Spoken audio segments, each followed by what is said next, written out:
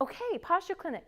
Let's group ourselves kind of like we were earlier today, because I really loved the opportunity for you guys to, some of you be standing up while others are. So let's do this. Let's put our mats in a big circle, and that way the person who is the point person for that posture tomorrow can be on their feet with me, and we'll walk around and see our buddies in their poses, and then we can stop and break things down.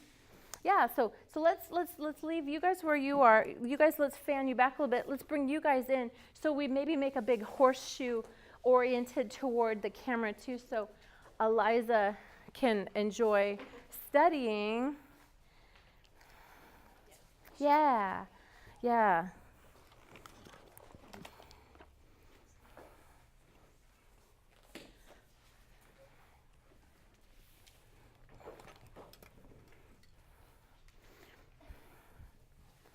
So let's see, Alicia, are you the one teaching section 1 tomorrow? Okay, cool. All right, it's coming back to me now. It was like alphabetical, but then I felt bad this Pamela, it looked like she was gonna teach pigeon again, so I shook it up there. But as long as you guys know who's teaching tomorrow, that'll be awesome. So Alicia, stand up with me. Friends, let's bring you guys into child's pose, which is right where you would be at the beginning of this class. And I know we've talked about child's pose before in that, but earlier today we were sort of speaking about blocking, like where does the teacher stand? I hope that you got a chance to use the study guide that I shot for you in my daughter's bedroom on Monday, and it felt sick and wrong to talk in child's pose, so I'm kind of like coming up out of child's pose, but I'm like, wait, I got a microphone on, I'm okay, but still it feels sick and wrong to teach child's pose in child's pose. But my point for you guys is this is a great time to practice, like where would you stand when you're teaching child's pose? You would kind of work the room, kind of walk around.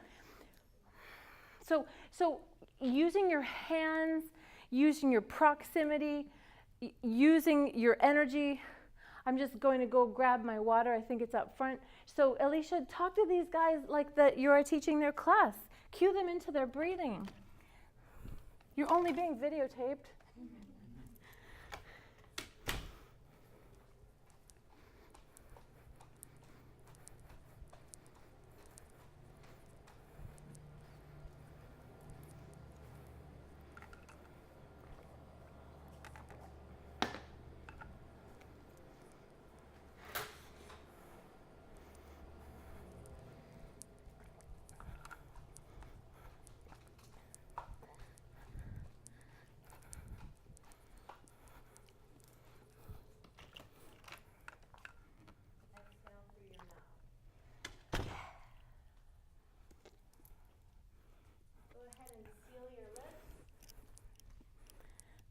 Using your whisper muscles. Take an inhale and exhale with your lips sealed. Feel the vibrations in your lungs.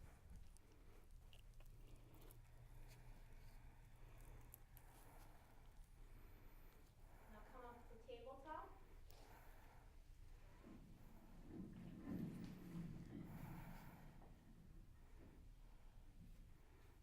Inhale, cow.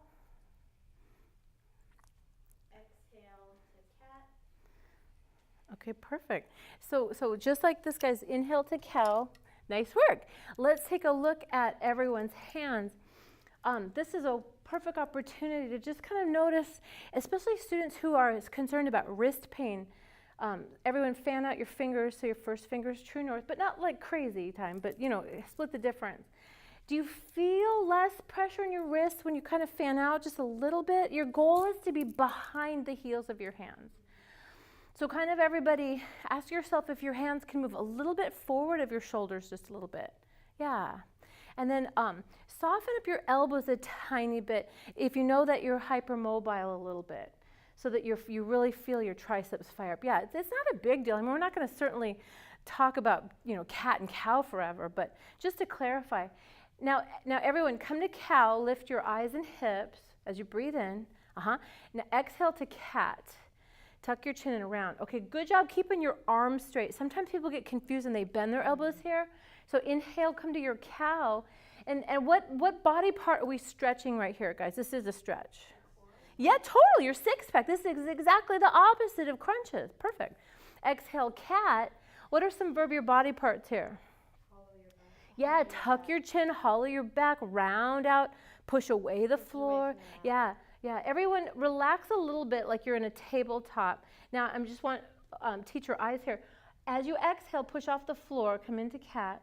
Watch how the shoulders fill up. See, we're pushing away the floor. That's a really important thing. You guys are warming up serratus anterior. It's the muscles that cover your rib cage that protract the shoulder blades. It's really important in like poses like plank and stuff. So inhale, cow. Yes. Some people are just doing this. Yeah, see again, so guys, yeah, we want to keep your arms straight because that way you get all the flexion and extension actually in your spine. So Yovanka brings up a good question. Can you demo for these guys?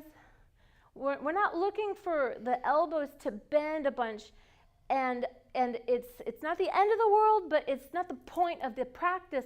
Watch now if she straightens her arms. Inhale to cow, and now keep your arms straight. Exhale to cat. Now all the action is in her core, so no one's gonna die. But just to be clear, it's straight arms. Okay. Yeah, good. Any other questions about this activity? We're not here forever. We're just really just getting coordinated breath and movement. Yes? Sometimes I will hear, move whichever way. Yeah, so this is also your moment to warm up the body and stuff. If you put the back of your hand, let's try that. Put the back of your hand on the mat and see how that can help to stretch through the top of your wrist flexors, extensors, a second side. That can be very helpful for people. You can also hook your toes so that you stretch out the fascia, the bottom of your feet. So that's an option as well. Yeah, so you can do your circles and all that.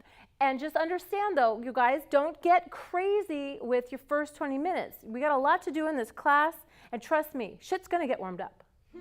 So don't beleaguer these ideas. That's a really effective thing in the 90-minute class. But when it's 60, it's go time. So I celebrate the other options, and that's what we're exploring here, guys. And so let's just keep it simple. Yeah. It's just about getting organized and getting connecting breath to movement. Frankly, I go by my music. It's never really going to be more than about 3, but if there's an organic pause that's available, we'll stop and go there. But that's just, that's a 201 idea to think about another day. But again, we don't want to be on the wrists for too long. So guys, if you choose to use the quadruped move, for example, don't ever do more than 3. Everyone is over it. So let's come to a tabletop. I want to show you what I'm looking for here on that one. Extend first your right leg back. See, we always want to initiate on the right side. And now take your left arm forward, like a handshake with your thumb up. Yes. So it's better for your shoulder, remember, if your thumb is up. It's an external rotation of the upper arm bone. Now inhale, lift everything. Yes. Now exhale, touch your elbow to your knee. Now, even if you just did one here, that would suffice. We don't want to hurt their wrists, so we don't want to be here forever. Inhale, lengthen out, baby bow. Bend your knee, catch your foot. So thank you for listening today when I was encouraging you to hold the arch side. So even though it's available to hold your knife edge supra, see about holding your arch side. Yes, that's just going to be a little safer for the knee. And guys, look at your hand here. That is going to be the nicest thing for your neck. But now peek past your shoulder if you're looking at prop wall or back wall. It's just, I was scared today because I saw a bunch of folded back necks. Like, there's no reason to look at the ceiling here, guys. So just look down or look to the side. Does that make sense? Well, you want to keep your neck neutral, so we always want to keep the back of your neck long. So the idea is look at the mat so that the back of the neck is long, or look past your shoulder, but let's just not fold the back of your neck and look at the ceiling here. Does that make sense? Okay, change. Let's take a second side. So straighten out your left leg. And again, this is a good moment too about squaring hips. So see, Pamela, that was gorgeous. Show me before. So watch, guys, watch Pamela. And then after. See, like show me before. Yeah, it's like, and then after. Your glutes are an external rotator of the femur, so it is an extra step to square off your hips here. And this is a fair fight. If you ask them to straighten their leg, flare their toes, and all that good stuff here, they're not balancing yet. So this is actually a really good moment to talk about what square hips can be. Extend your right arm forward now. Inhale to lengthen and lift everything. So why is that a breath in to lift the limbs? Yes, so you can exhale and get a crunch. So touch your elbow, knee. Yeah, that's what this is, guys. Yeah, pull your belly button in. Vidal's a big deal about turn your palm up. I don't think it's the end of the world if you don't turn your palm up, but notice what changes. Inhale, lengthen out. Exhale, elbow, knee. There's that. Or baby bow. Yeah, okay, sorry. So lengthen out. All right, baby bow. Bend your knee, catch your foot. And there you go. See, kicking into your hand is very helpful. Looking at the floor, let's just endorse that first so that people can get steady. Do you see how you are safer if you're looking at the floor, guys? If you choose to peek past your shoulder, that's cool too, but just don't feel like you gotta look at the ceiling. Any questions about this move? It's not for everybody. I know sometimes it's hard to capture the foot. What are your thoughts? You don't have to add it in. Just make sure we're not on the wrists for a ton of time in quadruped. The goal here is hip flexor. If people check into class and you're saying, hey, how do you feel head to toe? What do you want to work on today? If a lot of people have been doing running or cycling, or they just say they want to work on hips today, then this is a choice you would make in your warm-up. Similarly, you would choose to put in the lunge, which we'll look at next.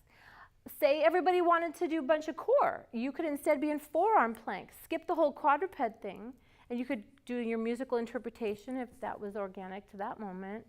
So see, when you're checking students in, you are curious about where it is they would like to address today. So baby bow is a great hip opener. Quadruped's a great core activity, but there's other things like your forearm planks and stuff. And yeah, if a lot of people are checking in saying, you know what, I gotta really be careful of my wrists today, they are bothering me, I would definitely start off like you were observing about the back of the hands on the mat, turn the fingers other directions. So this part where you have them in the warm-up stuff before we even start to flow is your chance to show them, I was listening when I said, how are you feeling head to toe? What is it that we're working with today? I would spend extra time rolling out the ankles if people were saying that that was a sore place. Yes. So their backs, if they mention that. Yeah, totally good point. If some is what? What would you do then? Okay, if people were saying that their low back was the sensitive place, I would spend a little more time in cat-cow. I probably wouldn't goof around too much with the quadruped, and instead we would work on different things to help lengthen their hamstrings early on to help address this. And boy howdy, if they even so much as point to their low back when they're saying where they're healing, we're going to be really clear about showing how to lift your chest, chin, and eyes first when you're flowing. I'm not going to have anybody rolling up if they're telling me they have back pain. So we're going to really stop the bus and showcase that in those first few passes. Sidling right up to their mat. Lift your chest, chin, and eyes. And if they're not having it, walk away. But that's important.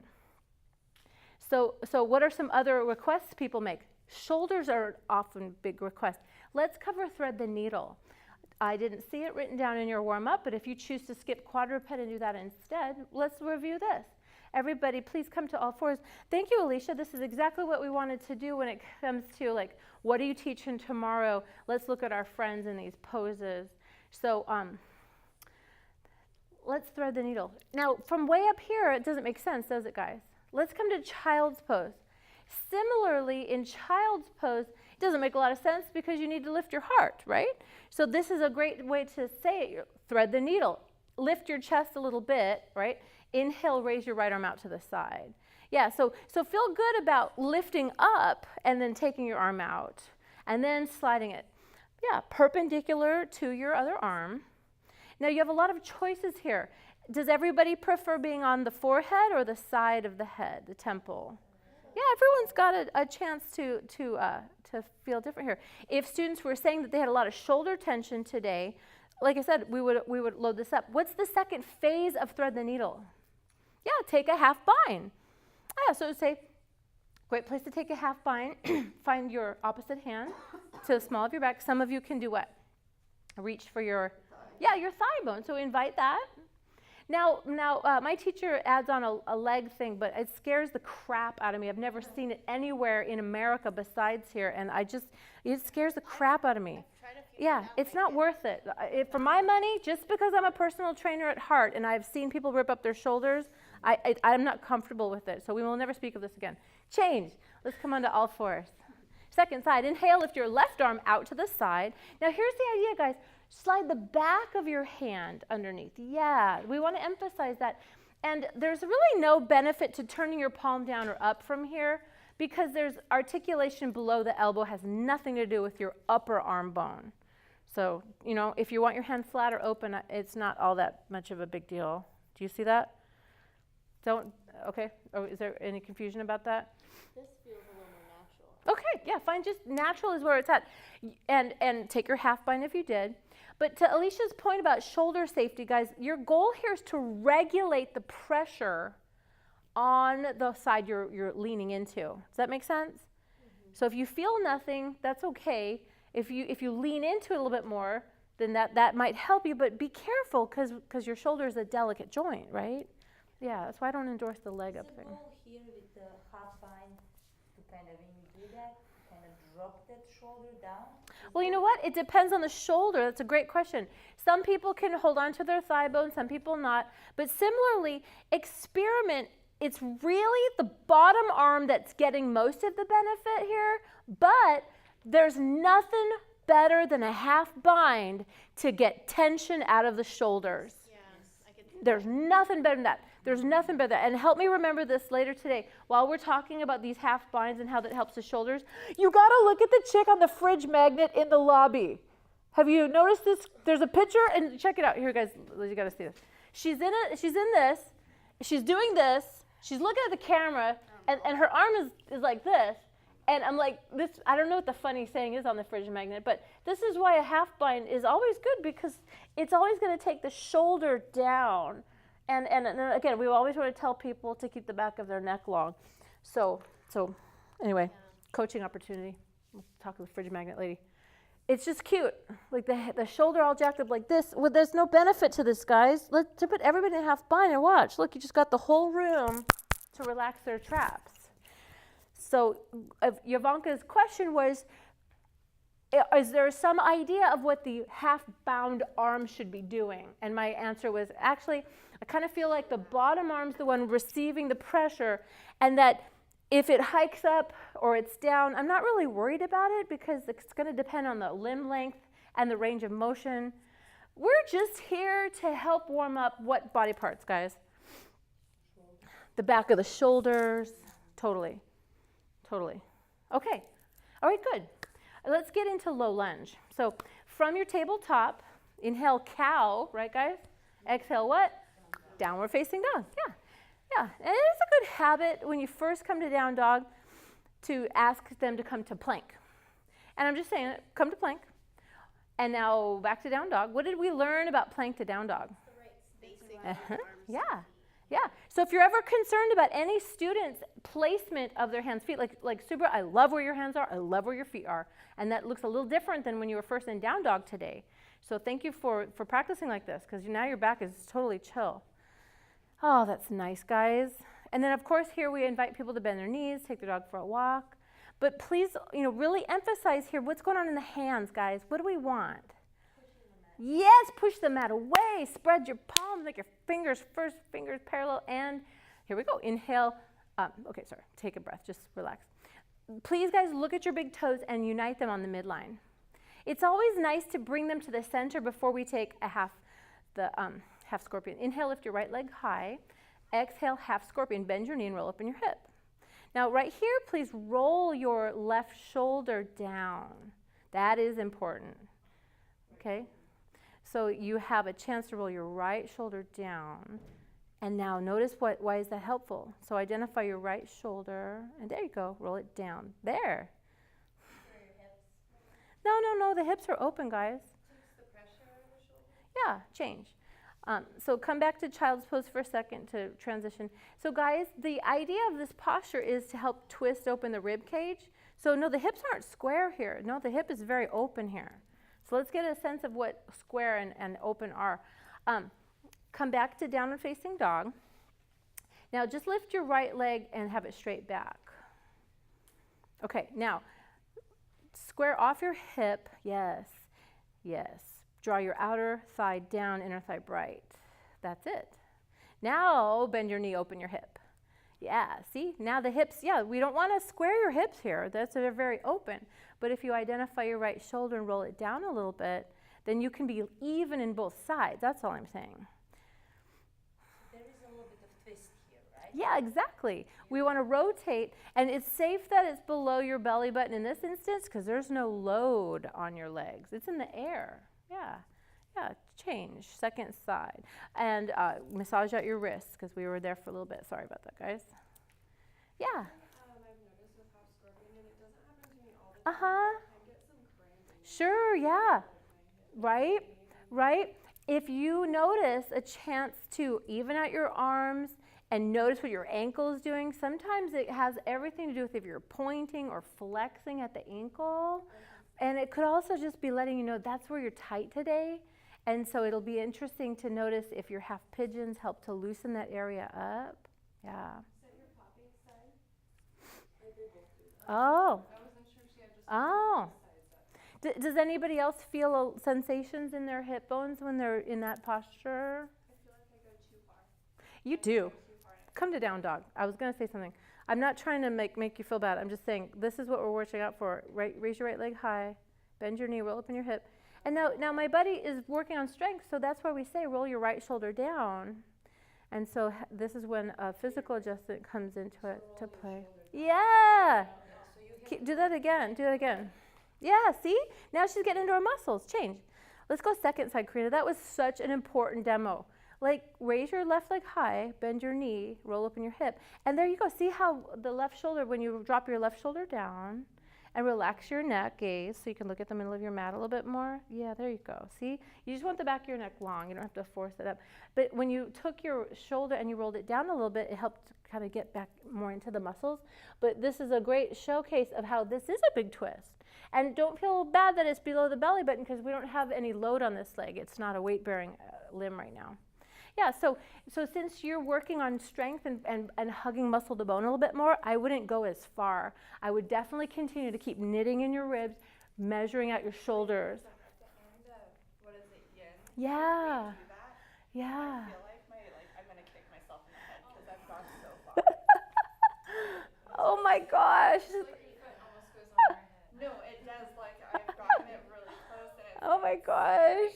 Well, this is a wonderful thing to be learning about you as a student, because this is what we can help our students understand, is some of us are working on kind of ratcheting in the muscles and not hanging out in the joint. So God bless your demo there. Thank you for so much, because it's something that we want to just notice. If we're overstretching, then we don't get a chance to build the muscles. But that's what you're working on. That's what you know. I think like if I do it and I put my head back, I could rest my. Yeah, totally. Yeah, that's awesome. Can I share Yeah. what one of the teachers told me once? She said, I have hypermobility in my joints. So Oh, hypermobility? Hypermobility in my joints, so I cannot do only yoga. I have to do strength Well, training. okay, guys, listen carefully. Listen carefully. There's one answer, and Corinne knows what this answer is. Any question in fitness, and the answer to any question in fitness is it depends. What's your goal? So there's no such thing as a one-size-fits-all. Like when someone told Karina she shouldn't even be doing yoga, all right? We should all be doing strength training 2 times a week, all major muscle groups, 8 to 10 muscle groups to volitional fatigue 2 times a week. Like that's just a recipe for health. So when we toggle over to Yoga Sculpt in the week 7, 8 period of time, we talk about how yoga is great for pushing, it's not super good for pulling. And so we are all served well by having a little bit of the isotonic contractions where you're doing repeaters versus just the isometrics of yoga. So both are best, but be very wary if someone's giving you a blanket suggestion like a one-size-fits-all. It's never the case, as we know, and we're all so different. So it's so fun to know that our friends who have a lot of mobility, maybe they're ratcheting things down to get into the stability. So that's what was great about leveling off your shoulders. And then similarly, those of us working on mobility, we're working on stretching. So both are best. They're definitely both a huge part of yoga. Does that help? Does that help? So yeah, what are your thoughts, Karina? When you're upside down, you can't really tell if a shoulder's hiked up, huh? But we know that your range of motion is extraordinary, so that's where we draw the line about like where to, intervene, right? I don't want to jump all over every little thing because this is your body. You know it best. So this is a great thing for us to talk about. Let's come back into downward facing dog. I want to just draw your attention to the point we should always have them touch their toes on the midline before we do half scorpion. Why is that? Stability. It's a little better for their shoulders. So notice how, let's bring your feet to touch on the midline. Inhale, lift your right leg high. Exhale, bend your knee, roll open your hip, and get generous. This is, it's an open hip situation, but now everyone identify your right shoulder and roll it down a little bit. See, every little bit helps. Change, second side. Inhale, lift your left leg high. Exhale, bend your knee, roll open your hip. And again, notice which shoulder's your left one and roll it down a little bit more. Just a little bit. There you go. There we go. Change. So the idea of even pressure in the hands is what we're after. So does that make sense? Any questions about that? It's really not a big deal other than the fact that it helps to open the hips. For folks who are looking to stretch there, this is also a great place to roll out the ankle. That needs to warm up too. But thank you for experimenting. With your feet in the middle, do you see how your arms were a little more balanced? That's a good safety thing. And then it's also good because it'll help you remember when you offer flip the dog later that you brought them first the toes to touch so they'd have a place to land closer on their own mat. Okay, great. Let's head into the low lunge now. So we've got everybody in a downward facing dog. Inhale, lift your right leg high. Exhale, low lunge. So step your foot between your hands and drop your knee down. Remember, this is our warm-up. So you're in a low lunge. So that's something we really work hard to communicate when we're teaching. Inhale, lift your right leg high. Exhale, low lunge. Step your foot between your hands, drop your back knee down. And then this is one where you're definitely on your mat because people are looking at the front of the room. Yeah. And now there's many things we can do in this moment, guys. Let's first double check that you can hinge forward a little bit without any pain. Now, friends who have a lot of mobility in your hips, you're probably not feeling anything. Friends who are looking to stretch, take your left hand and raise it up with your palm turned down. Drop your hips a little forward and then lean a little bit into the right side. So if you are tighter in the hips, you might feel a release in the hip flexors. Everyone, take your left hand and put it on your hip flexors. So we're talking about these front hip muscles. Does that resonate? Does anyone feel a stretch there who is tighter in the hips like I am? Okay, so that's the recipe. Now, half split. So you touch the floor and you can help your leg long. This isn't for everybody. I mean, like, is this something that I'll look around the room and see if it's working or not when I'm teaching it, but see how you keep your knee a little bit soft. Some people like to sit on their knee in half splits, and if that doesn't cause you pain, that's fine.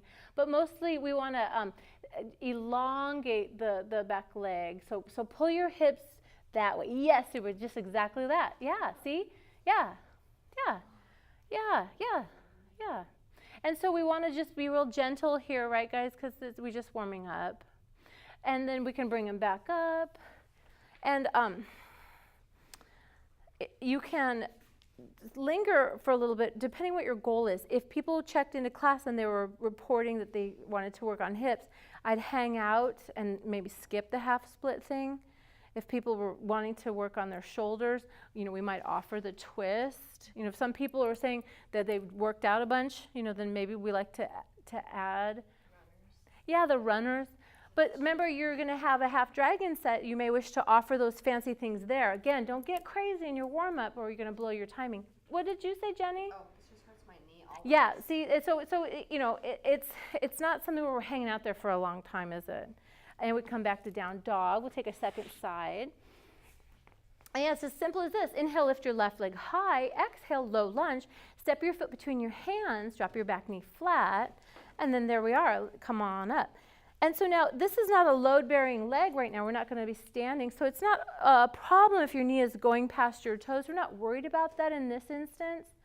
And the opportunity is to notice what feels good, what feels available. And again, friends who have tighter hips, they appreciate this, but people who have open hips, I get the sense you don't really need this or like it, and that's fine. You just read the room, who's in the room, you know. Again, it's a warm-up. Yeah, sometimes you hear that, right? Right, yeah. Sometimes you hear that articulation of the bones rubbing into each other. Let's do the add-on since we found that on the other side. Take your right arm up and lean back a little bit, and then as you exhale, take things to the left side. And this is the idea. The inhale lifts up the chest, and then the exhale helps you find a little bit of depth. And if you did the half split before, let's put your hands down, and then you may wish to guide your leg long. Yeah, and just, this is a place to caution our students that, we're not warmed up, so be gentle, have a little softness of your knee. And, there is the option to the 3-time repeater, and I think that's how it's written down. I don't really love it for the knees, but there was the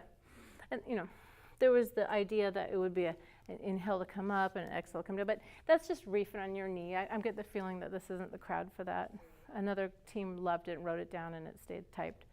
So, you have a lot of choices in the way you flow. I think maybe just having everybody here for a second, maybe add the arm thing to get the nice hips, or maybe add your twist. There will be great options. Warm-ups are very fluid, dynamic things because you're responding to what people reported when they checked in. And so let's bring them back to down dog. And then you know what's next, right, guys? Let's say it together. Inhale, heels high. Exhale, knees low. Walk or hop to the top. Inhale, halfway lift. Exhale, forward fold. Inhale, upward salute. Drop your hips, lift your chest, chin, and eyes, and bring your hands to heart. Okay, great. So now I think it was Bree that's teaching tomorrow, the Sun A. Okay, walk and talk with me. These guys are on their mats, and so we're in now. So any questions, Alicia, about section 1? It's going to be your call how much you want to goof around in quadruped or low lunge. Just keeping it simple. Okay. And then extra credit for remembering to bring them to heart center. Okay, and so now imagine they're at heart center. So let's walk and talk, Bree. We don't got to be on our mat because they're going to be upside down half the time. So let's get started. Inhale, upward salute. Let's salute the sun, right? Exhale, forward fold, honor the earth. Inhale, halfway lift. Now, everyone has a different shape for halfway lift. And guys, that's okay. I recommend that you touch your shins. You don't want to press your knees locked out, obviously, but feel good about touching the shins. We all did this activity earlier, didn't we? Where we all took a quarter turn and we were lined up at the mirror, and you notice if you can see your hips just above your shoulders, that's a good half lift. Have we done that yet? Let's all turn around. Come to the front of the room. Everyone place your hands on your legs, and then just go down to the point where you can barely see your own hips above your own shoulders.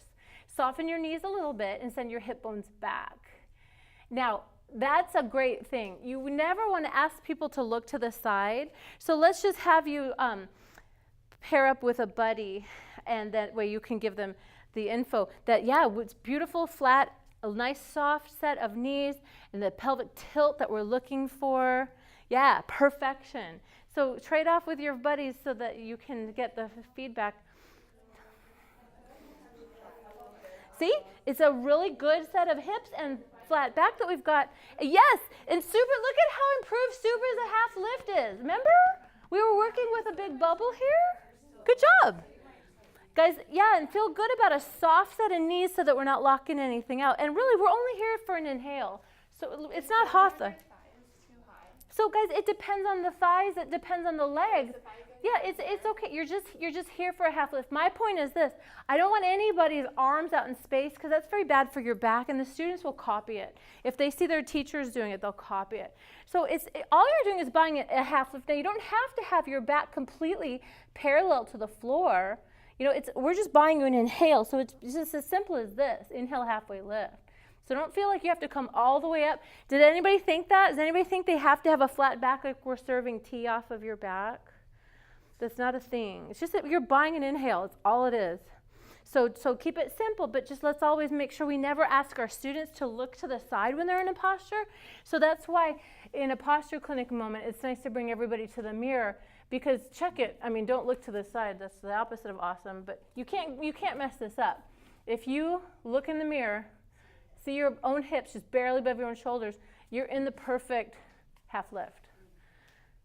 And that's just the thing we want to make sure people are keeping their back straight. They don't know if their back is straight, but it doesn't need to be parallel to the floor. But what is it that we don't want, that we're worried about, that we cleaned up in our buddy Subra when we met him? Yeah, we're worried about that because that can mean a lot of strain on the back. That's right. Do that again. Jovanka, show us before, after. See? Well, you guys know that. Okay, cool. So we're at the halfway lift. And now, let me say, exhale, forward fold. All right, inhale, upward salute. Drop your hips, lift your chest, chin, and eyes. Yay, taking a nice little back bend. Exhale, forward fold.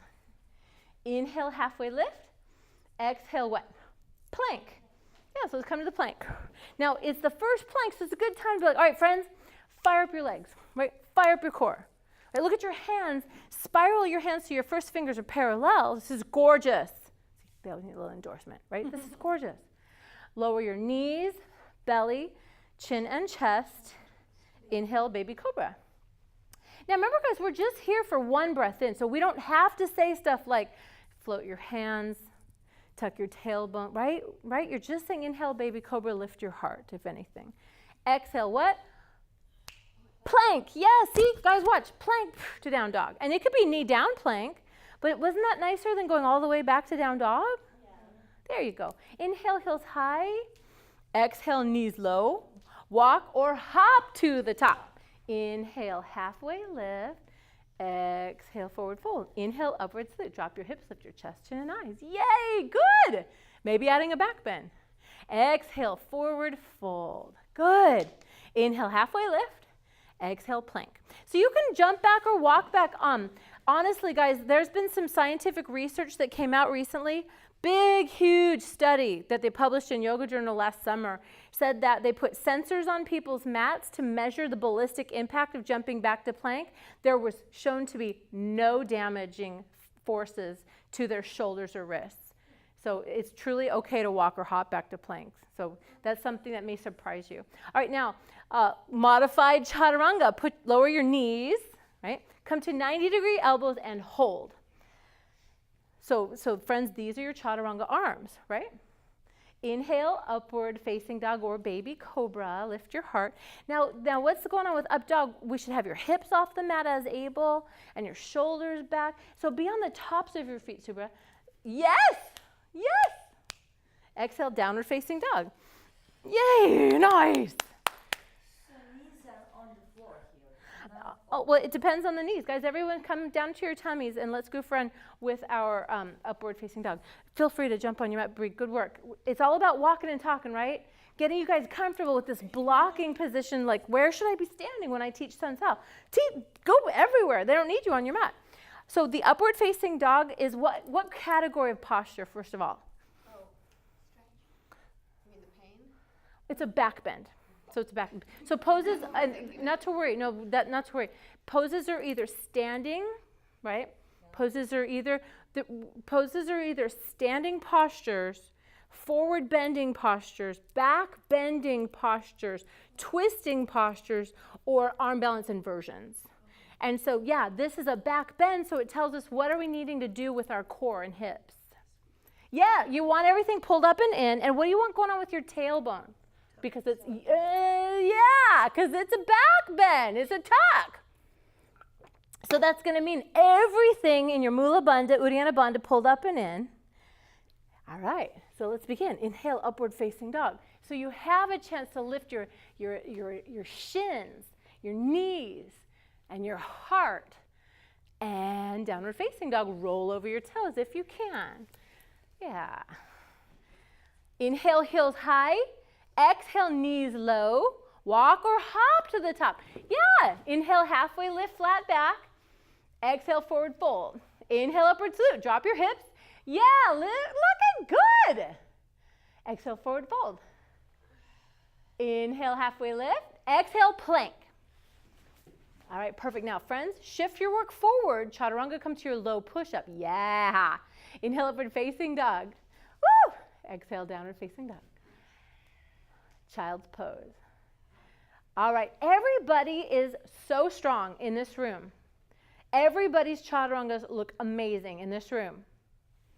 What is your first idea about putting your knees down? When do you tell yourself, oh, I should put my knees down? What are your cues for yourself? Like, what's an indication?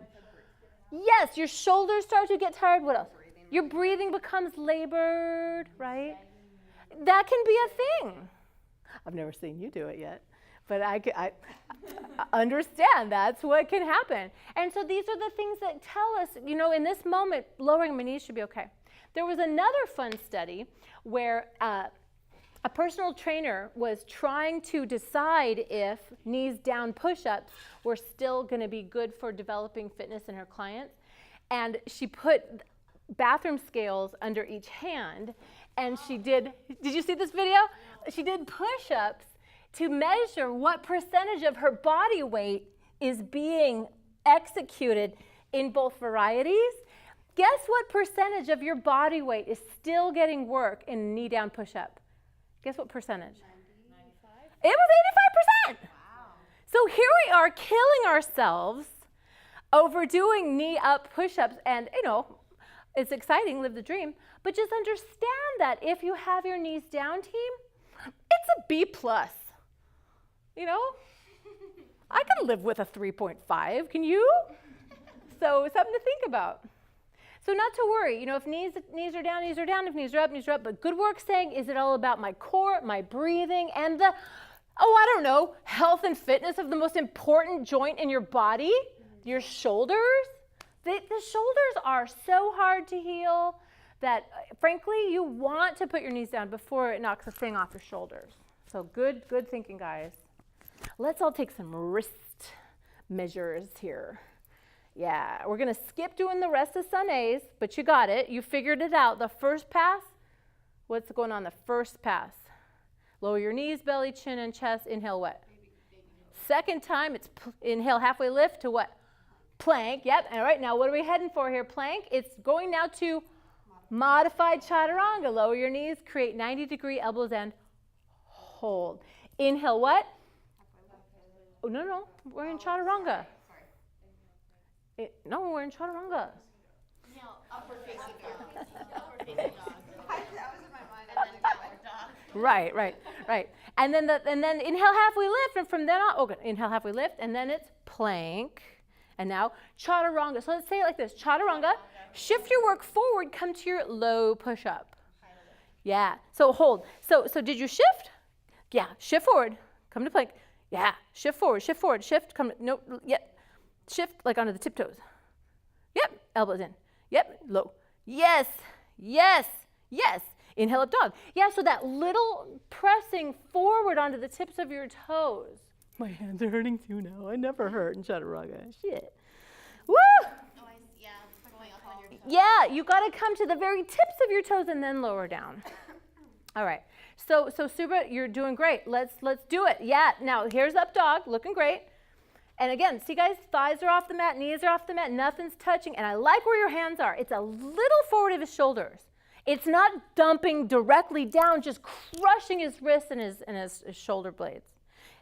Downward facing dog. Whew. Nice. Look at your down dog. You guys, you see how different that is from when we met him just like 3 weekends ago? Let's give him a hand. He's kicking some serious asana. Loving it. All right. Child's pose. Let's give your wrists a break, friends. So we found that we got you into the set your intention. You know how to go Sunday 4 ways. Now let's move on to section 3. There's controversy in section 3 because it's written chair, warrior one right side, warrior one left side. I like to end it with chair. I'm not gonna, freak out if you don't, but I think B for bookends is a nice way to remember it. Starts with a chair, warrior one right side, warrior one left side, ends in a chair. So 2 chairs, yeah. I just think it flows nice. It just flows nice. But it's up to you. I'm not going to fight you on it. It's just, it's an idea. it's great for helping to remember. Now that first time we come to Warrior One, it's a wide stance, isn't it, guys? And we do what accessory ideas in that first Warrior One? Like shoulder rinsing. This is another place that we can showcase students that we're listening when it comes to their warm-up ideas. So let's get back home to downward facing dog. And who's teaching section 3 tomorrow? Is it Corinne? Are you with me tomorrow in section 3? Who's teaching 3 tomorrow? Oh, Eliza. Okay, that's great. So let's come into down dog, because I want to bring you into the front of the mat for chair. How do we get them from the back of the mat to the front of the mat, guys? Let's say it. Inhale, heels high. Exhale, knees low. Walk or hop to the top. Inhale, halfway lift. Exhale, forward fold, chair. Yeah. A lot of ways to teach chair. How about we all bring the arms back like they are lightning bolts, you know, kind of behind. Yeah. This is a great chair because then it also helps your students look for their toes. So you always want to have your sit bones pressing back so you can see your toes, huh? And now inhale, raise your arms up. Now they don't have to be all the way up because what if you have shoulder tension? What are some nice opportunities? Yeah, hands at heart center, cactus arms to a saw. Yeah, all right. Now, we never want to initiate on an exhale. So it's always inhale, lift your chest, exhale, forward fold, inhale, halfway lift, exhale, and don't do it. Just set back to down dog. I'm not going to make you do a million chaturangas here, guys. Yes. Can you a little bit Yes. a little bit more, because when I started yoga, this was when the chair was a big issue with me, because I wasn't sure should my bum be all Guys, listen careful. It's going to be different on everyone because everyone has different ankle flexibility. But here's the universal thing I want to make sure you guys understand. It's about your pelvic floor lifting up and in, but you will not, and I mean it, we will not ask people to tuck their tail under, okay? It's unsafe. That's unsupported flexion of the hips while hyperextending the lumbar spine, and it will hurt someone. And so understand that as long as you can see your toes, you're in a great chair. As long as your shoulders are down and back, you're in a great chair. What were you think you needed different here? This is what I heard from one teacher. What makes sense to Yavanka? Tell me what is on your mind. It makes sense to be in the middle ground. Yeah, in between yeah. Tilting and Yeah, so you want to have integration. some a little bit of tilt. No, it's natural curve. Stand up. Oh. It's natural curve. It's natural curve. It's natural curve. It's natural curve. It's not a tuck. Now, one thing that we also want to make sure is your chest isn't on your thighs, and your chest isn't on your thighs. So a lot of time when you guys are hearing lean back, it's because somebody's resting their chest on their thighs. It's not you. It's not you. Everyone bring your legs together, toes and heels to touch. Put your hands to your hips just so we can get rid of the arm drama. Look at your toes. And then go to sit back. Now the goal here is that your toes can lift. Push your buns back like there's a chair there. And then pull up your lower abdominal wall. Pull up your lower abdominal so you have your Mula Bandha and your Uddiyana Bandha. See, that's all it is. That's chair. So stand up. So sometimes we get excited about, can you sit lower? Can you sit lower? Sometimes it's about their ankle flexibility. Everyone dorsiflex your foot so you lift your toes up to you. Look around the room. This is a different range of motion in every ankle. So you see how that's not a super small angle? That's as low as your chair is ever going to be. Exactly, I know. So you get some clown screaming at you to sit lower, take it up with my ankles, right? People get excited about helping their students work hard, but we forget little things like ankle flexion is a biomechanical individuality piece. Right there, see? So we'll sit lower, but you can't change that. There's no stretch for this. This is just the way you're put together. But what I worry about, guys, this is what we do worry about. We worry about this. Unless you're looking in your anatomy book, because the clown who wrote that, he's an Ashtanga practitioner, and this is their chair. This is Ashtanga chair. It is not appropriate for general population. I'm folding the back of my neck, and I'm putting all the pressure in my knees. But chair for functional fitness was always about, can you see your toes? So bring your feet together, toes and heels to touch. Work your hips back so that every toe can be off the mat, and ask yourself, can I pull up all my abdominals on the inside?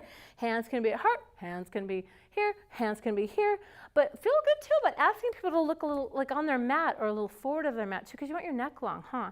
And then arms, yeah, you can have your arms up. All right, change. So this is it. When we do Sun B, there's 2 unique poses we haven't seen yet. What are they? Sun B. Chair and Warrior One. Okay, good. So feeling better about chair? Yeah. Just make sure they can see their toes. All right. And then how do we get out of chair? Well, yeah, but we don't want to initiate on an exhale. So you're going to want to add some like inhale, lift your chest, or take a big inhale here. Exhale, forward fold. Inhale, halfway lift. Exhale, chaturanga, high push-up, low push-up, or no push-up. Inhale, up dog, exhale, down dog.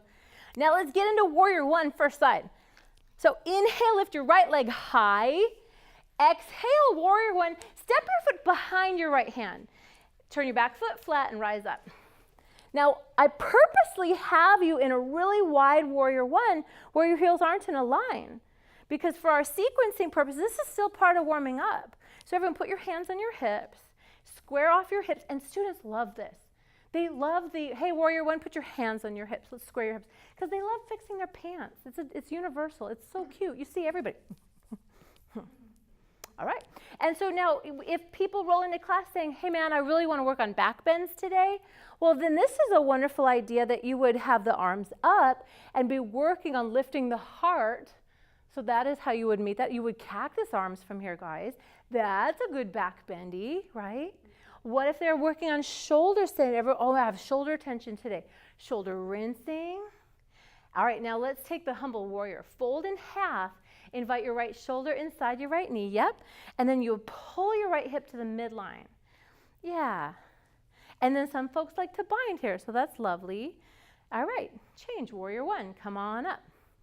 Yeah. All right, cool. So here's a second here. Come to plank, and I'm just trying to get you out of Warrior One. I'm not trying to make you do chaturangas. Let's go back to your down dog. Let's take your second side. So everybody take a second here. This is a different Warrior One. We're just taking a wide stance because this is the first time we've seen it, okay? Inhale, lift your left leg high. Exhale, Warrior One. Step your left foot behind your left hand. Turn your back foot flat. Inhale, rise up. And exhale, root. So here's the idea. Put your hands to your hips again and work to square off, because this is a square hip idea, huh? And it's wonderful when your hip bone and knee and space between second, third toe are in a line. So maybe a hint to the middle, just a tiny scooch, just a scooch, yeah. And then bend your knee a bunch. And so your hips can be more square with the wider stance. We won't hang out in Warrior One with heels in a line. We come into it like it's an inhale, then we go right to 2. Because here's the thing, Warrior One is a twist and it is a back bend. And so this is wonderful territory for us to keep doing the warm-up ideas. So today, let's take your shoulder rinse like you did before. Inhale, lift your chest, and exhale, humble warrior. Again, there's a lot of options. You could put your left shoulder inside your left knee. Some people like to bind, and that's great. Notice here you have a chance to pull your left hip to the midline again. We should always look at our belly button in this posture. So yeah, look at your belly button and continue to work your left hip to the midline. So it's kind of coming to the center, just like that. Yeah, inhale, rise, Warrior One. So we're coming all the way back up. And then this is then where we would flow. But let's just stay here for a second because I just want to show you other warm-up opportunities. Raise your arms up. Take your left hand to your right wrist. Inhale, lean back. And exhale, lean to the left. That's another hip flexor opening idea. So if this is your right leg back, you're holding your right arm and you're leaning left.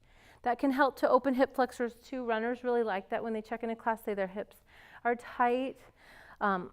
Any questions about humble warrior? It's all about folding exactly in half. It's kind of a belly button spine idea too, but everyone's buns always kind of like go to the side.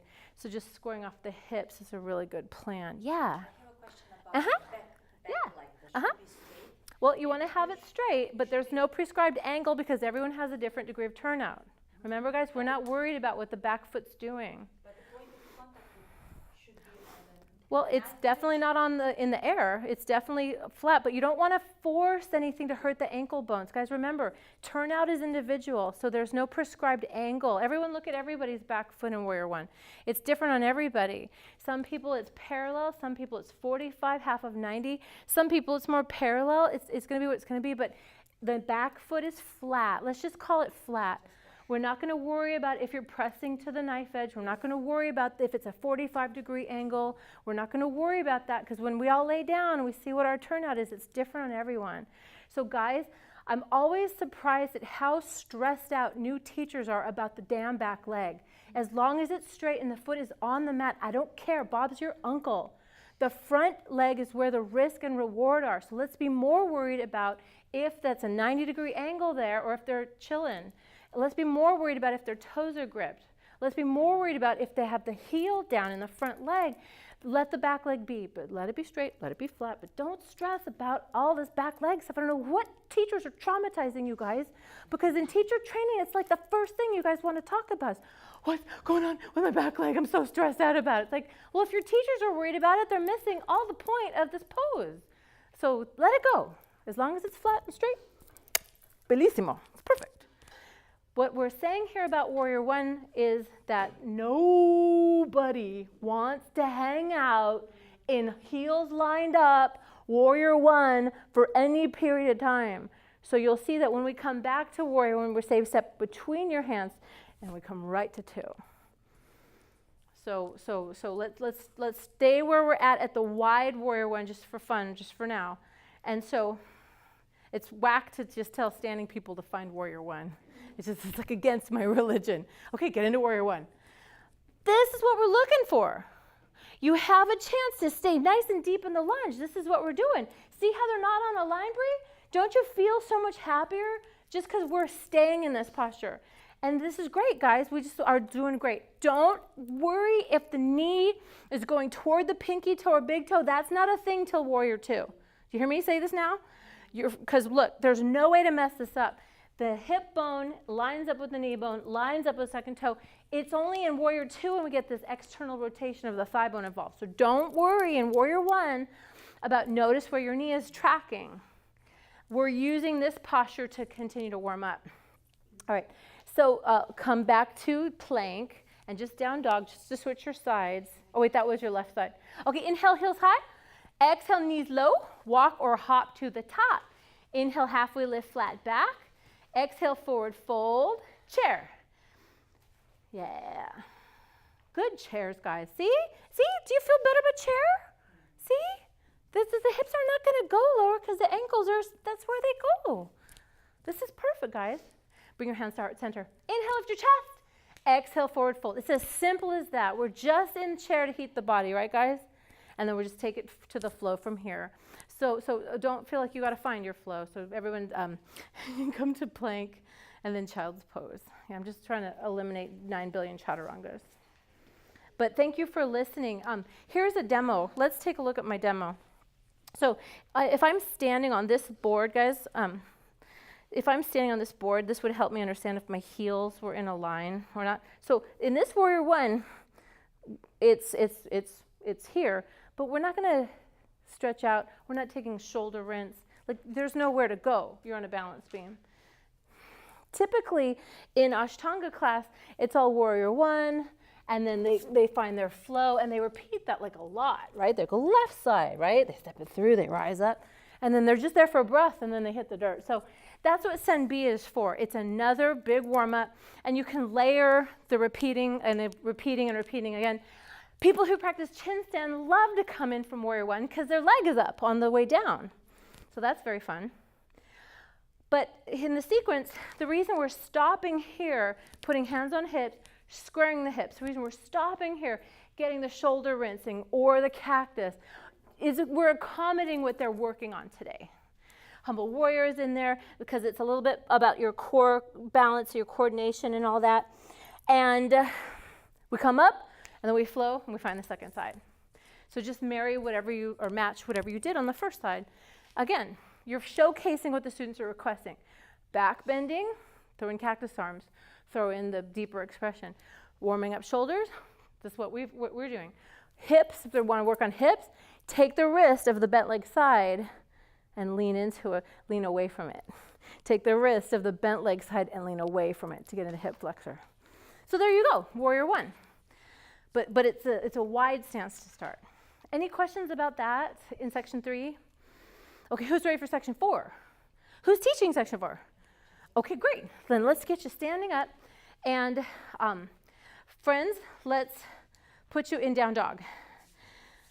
All right. All right, so now think about it. We had them come back to a chair and we flowed them. So now, let's say, inhale, lift your right leg high. Exhale, warrior one, step it through. Step your foot between your hands. Turn your back foot flat. Inhale, rise up. Exhale, warrior two. So it's just like that. We're not hanging out in that warrior one, but now we're dealing with warrior two. So that's when we're asking our friends, okay, notice your knee and help it toward the pinky toe side. There we go, perfect. And then there you go.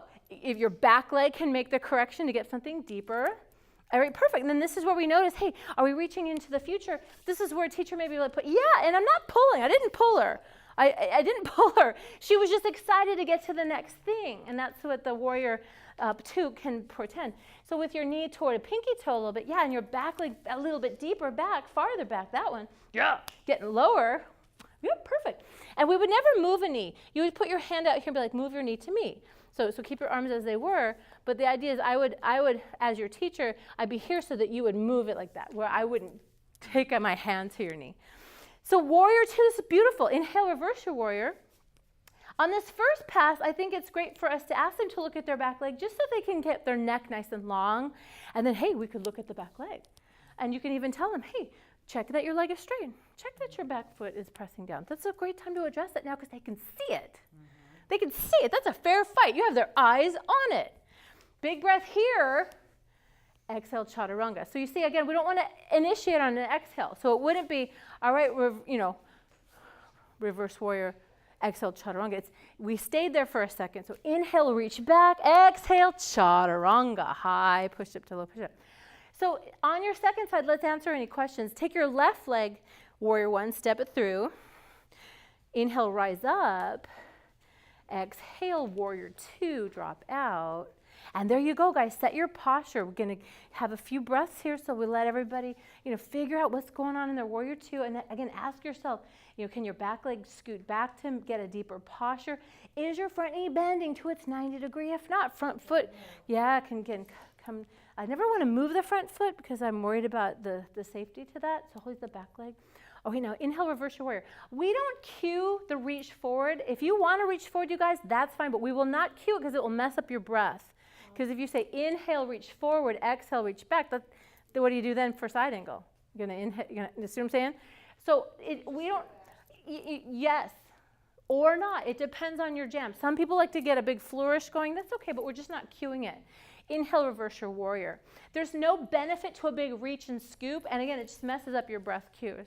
I do appreciate you guys having everybody look at the back leg on this first pass because we want to really double check that they know how to keep the back of their neck long. And of course, half bind here is an option, right? And you're good to go there. We're just buying an inhale. But make sure that people stay deep in their lunge. And we never look at the ceiling because that's bad for your neck. We want to instead look at your back leg, just keep the back of your neck long, or you can look forward in front of you, or you can look at your hand. But guys, don't look at the ceiling. This is not a back bend. This is a side stretch. This is wrong. So what we want to do is we want to double check. Come on in to the warrior two. So this is a coronal plane exercise, guys. So notice the shoulders, they stack, and let's look at the back foot today. Yeah, it's a side stretch thing. There's not a back bend in this posture. It's a side stretch. It's a coronal plane thing. Everybody's saying good to look up for me. Well, it's not good for you to model to students because you will hurt their necks. So guys, I'm not talking about what your practice is. I'm talking about what you're going to teach people. You would never teach anyone to look up in reverse warrior. You can look down, forward, or up. Watch. You can look down here. You can look forward here. Or you can look at your thumb, but you will not look at the ceiling. And if you do it, I'm not going to shut it down now that I know that about you personally, but I would never want you to show a student that. This is a side stretch. It's not a back bend. That sounded surprising in the corner there. Was this true? This is surprising that reverse warrior is not a back bend? Yeah, Yeah. It's coming in handy. Anatomy. Anatomy. Making friends with it. Yeah. Now come to Warrior 1 and you can do a back bend. Warrior 1 is a back bend. It's a twist. But Warrior 2 and reverse are coronal plane ideas that you should be able to do exactly flat against a wall. Exactly flat against the wall. Exactly flat against the wall. Exactly flat against the wall. Yeah. See, we're still back bending. So turn toward the middle of the room. Yeah, so that your back is to the wall. Yeah, not your tummy, but your back.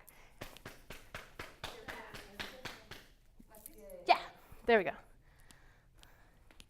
Yeah, see? There you go. Oh, take a picture. That's perfect. Who has their camera? That was so pretty. Oh my God, I'm serious. Who has a camera? Come on, teamsmanship. No, that was so pretty. Can I take a picture of it? I'll send it to you. Oh, it was gorgeous. There, oh, that's right. Priest's like, fun fact, you're being recorded. Okay, so does that help, guys? Because reverse your warrior, it's just a side plank, a side angle waiting to happen. Reverse your warrior, it's just a warrior 2 waiting to happen. Reverse warrior, it's just a chaturanga waiting to happen. And I don't think we have time to say cartwheel your arms, but please say the word chaturanga first, okay? Cartwheel doesn't make sense until I know what do you want me to do, cartwheeling? But again, I don't think you're going to have time to say it. Chaturanga, high push-up to your low push-up. You say chaturanga, they're going to cartwheel, but I don't know that that's a necessary verb. If you do first inhale here and then exhale. Right. So thank you for bringing me back on track. The idea here is that we are lingering on this first pass because we want to establish, keep your lunge. We want to establish, look at your back leg. We want to establish, this is a side stretch idea, not a back bend, but we don't say don't. We just trying to get it in real time. Big breath here. Exhale, chaturanga. So you got to say big breath here. Inhale here. Inhale, reach the wall. Exhale, chaturanga, so that you're getting them a big breath in before they flow. We just don't want to initiate on an exhale. So we always inhale, reach up. Exhale, chaturanga. Now that next pass, we're going to do one breath, one move. So this is why we do it 2 times in the warrior dance. The first time to get the poses, figure out the 2, figure out the reverse, so that when we turn and loose, one breath, one move, they're ready to go. So have a seat on your mat. Let's get you out of some of these chaturangas. Let's in your imagination. Yeah, let's do it in your mind. Everyone, imagine downward facing dog. And let's say it together, okay? We're going to cue the warrior dance, right? Let's do it together.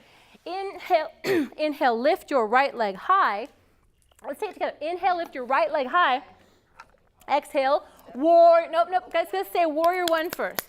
I don't know why you want me to step it through. Am I going to a crescent lunge? Am I going to half pigeon? Why am I stepping it through? So you got to say the pose.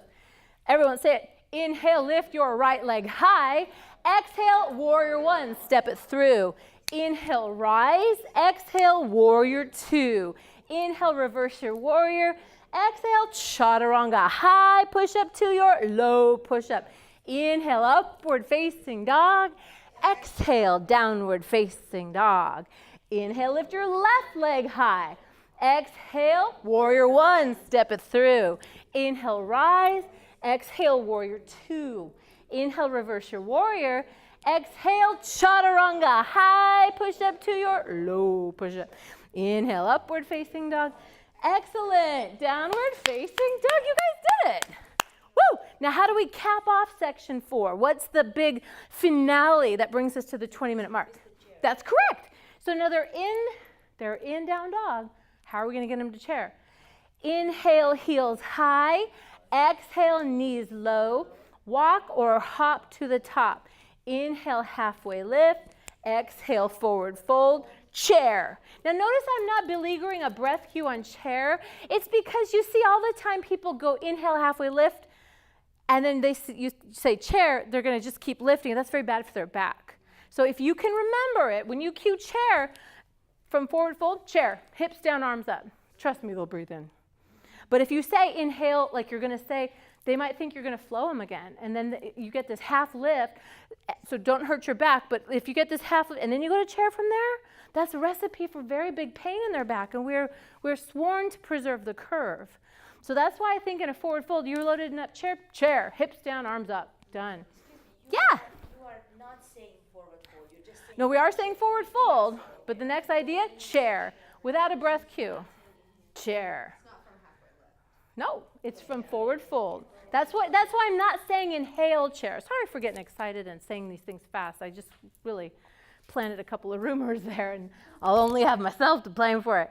We are coming to a forward fold. You're darn right. But we're coming to a chair, so I'm saying just say chair, because if we say inhale chair, they think we're loading up half lift, and then they could hurt their back.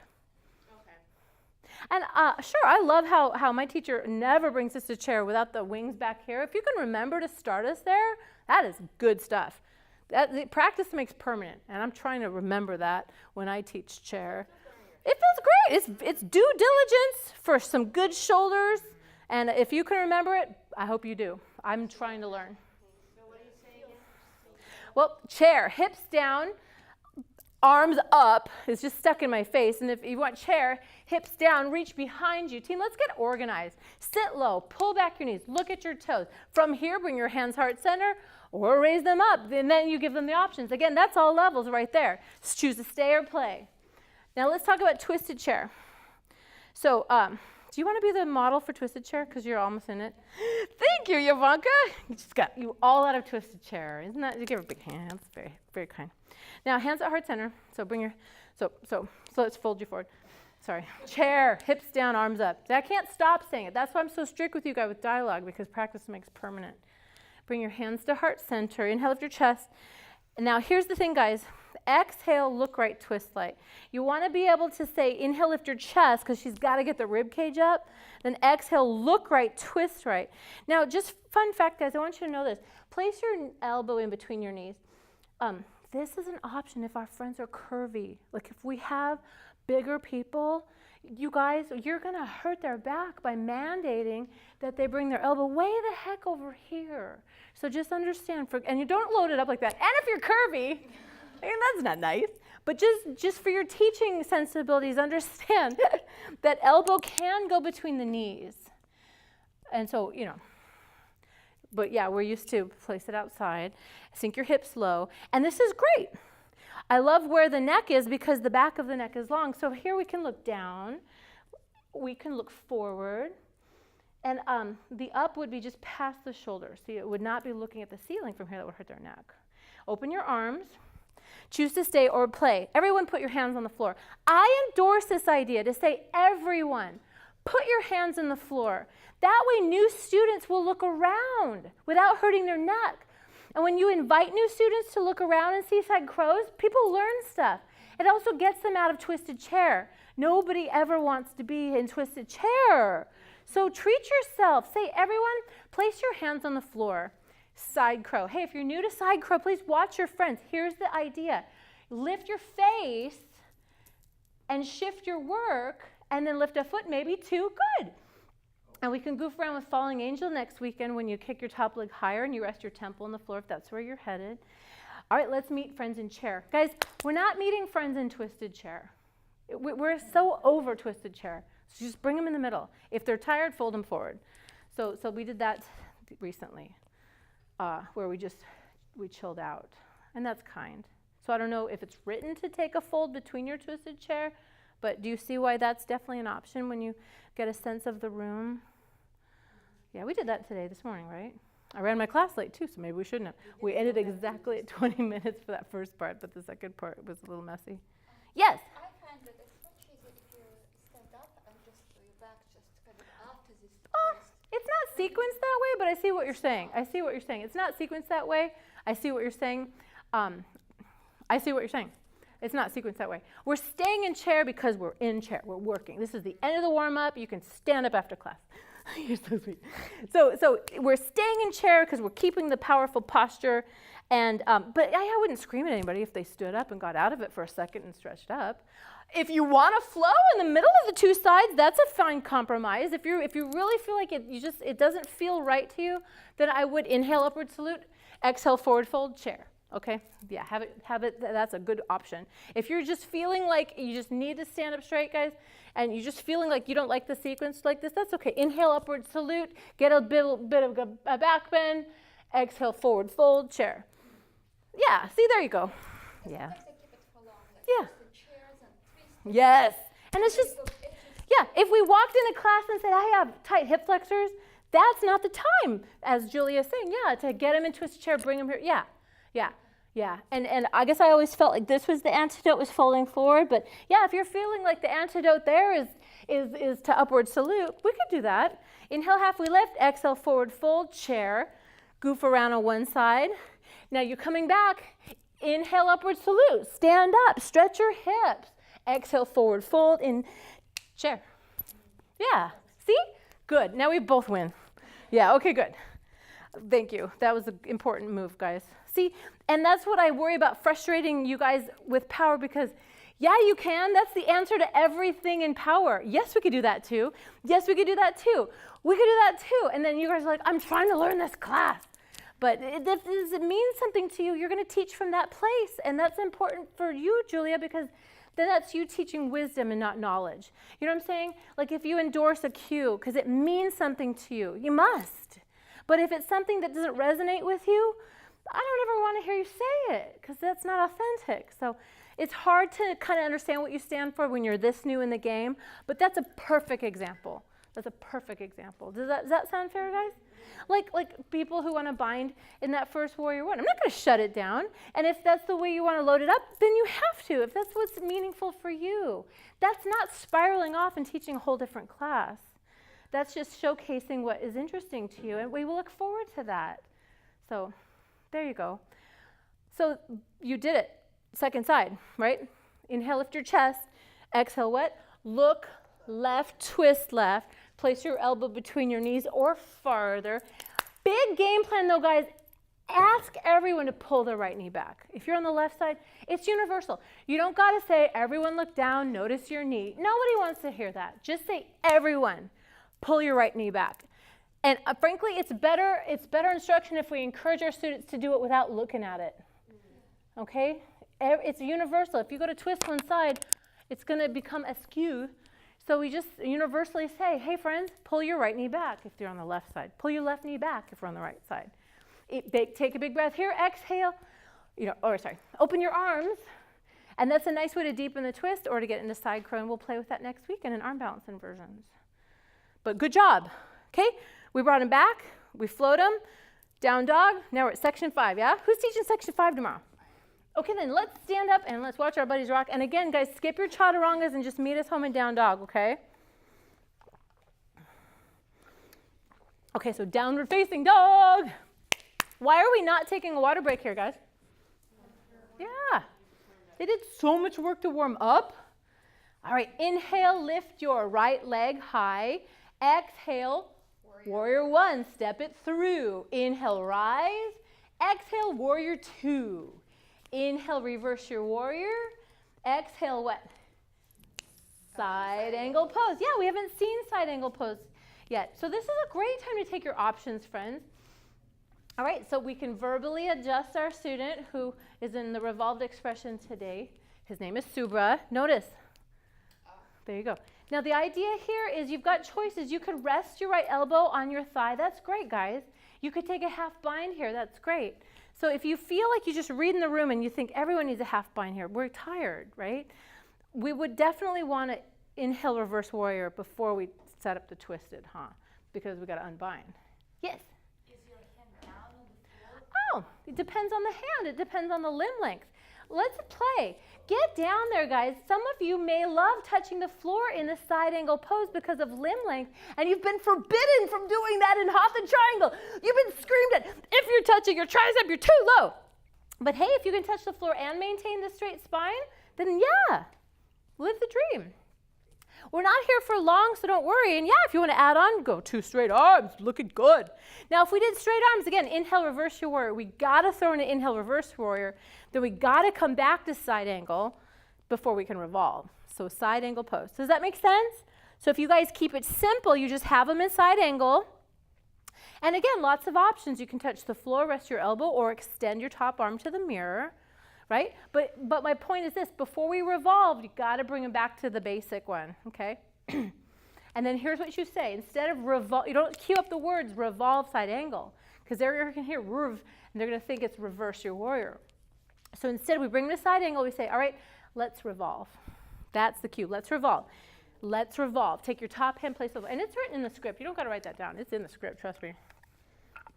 Now, guys, here's what I want Jenny and me to see. This is what I'm showing Jenny as being the teacher. See how close your hands are to your feet, friends? That's not going to work. So you may wish to widen your stance. Yeah, that's going to be safer. And you may wish to come to tree root, tent your fingertips. That is so smart. If you're at all suffering in your wrists or shoulders, this is good. And you can always lift your back heel or keep your warrior foot. So see, some friends like to keep the warrior foot and some people like to lift the heel. Both are fine. Guys, take a half bind from here.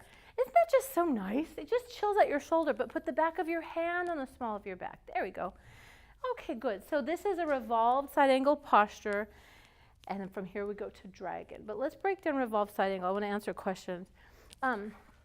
The idea with this posture, guys, is here we have the side angle posture. Here we have revolved side angle. So right away we're worried if the hand gets too close to the foot because then look, I could crush my shoulder. So we always want to have the hand in the same line as the shoulder, and we would raise the second hand. I like a half bind here just because look, we just adjusted the whole room. You keep the lunge deep. You get this nice revolved set of ribs. And again, you could look down for the safest neck. You could look to the side, but I would never want you to look at the ceiling here. You see why? I'm twisting the spine. Now, some of you like to lift your back heel. That's fine, because guess what? We're going to do that to go dragon. And then dragons, as you know, they either keep the arms straight or we lower to an elbow. And then this is, again, where you're adding on if you choose to. But don't let revolved side angle freak you out.